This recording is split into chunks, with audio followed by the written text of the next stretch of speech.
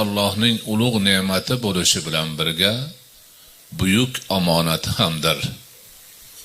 Har bir ota-ona farzand ne'matiga shukrona qilish bilan birga farzand omonatiga xiyonat qilmaslik mas'uliyatidadir.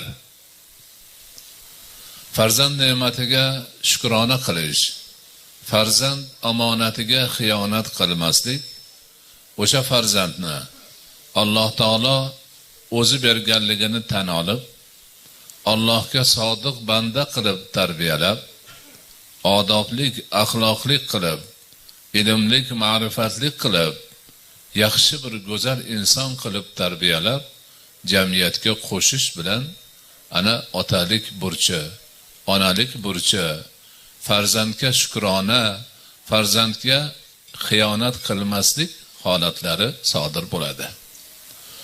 Ana shu